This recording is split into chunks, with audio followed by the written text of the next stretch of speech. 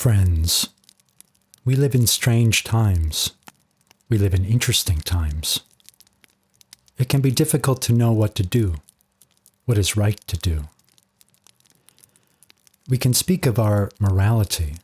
That's the business of right conduct, etymologically speaking. What are the goods that we should aim for? That's the topic addressed here. We can speak of a good as relating to each of us individually, also a collective good, a good of the group. And we can think of a cosmic good, a good that surrounds us and envelops us. How do we develop a good that is right on all of these levels? We can choose, of course, not to ask the question, to let others choose the good for us. They'd be more than happy to do so. That's not what we should do, though. We have the responsibility of developing the good for ourselves, to take what's been passed on and turn it into something new, eventually to pass on to those who would follow us. That's for us to do. The task seems almost too great.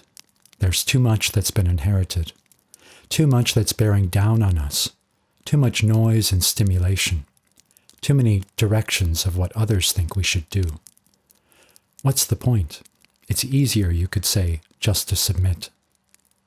But no, that's shirking our duty. We have a duty to do what we can, to reach a new space of hope and light, of promise and inspiration. That's for us to do. So again, how do we develop the good? What inspires you? That's a good place to start. With that fire inside that comes from who knows where. Develop that.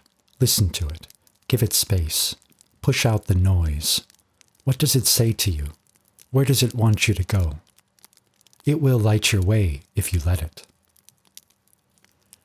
If you've got a torch, you also need a sword. To cut your way through the brush. That's the mind. That's the power of reason. The power of distinguishing what's relevant on your lighted path and what's not relevant.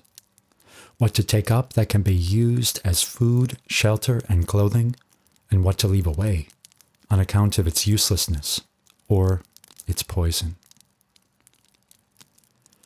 You'll need a shield, too, one that, turned around, can double as a vessel or a bowl to take up that which nourishes you.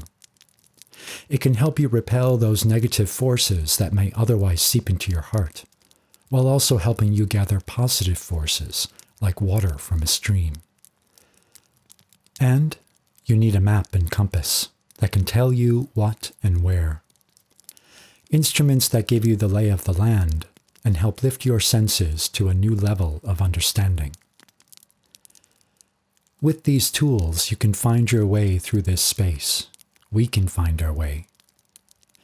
We can find our way through this dark wood of overlapping goods, of self, society, and world. 3 forests of person, people, and place. To walk this good forest, seeing these 3 as one, to walk this Sylvania, that's what we'll do here, if you choose to take up arms. Do you walk this path? Will you walk it? The path lies ahead. The way is dark, but our light is strong.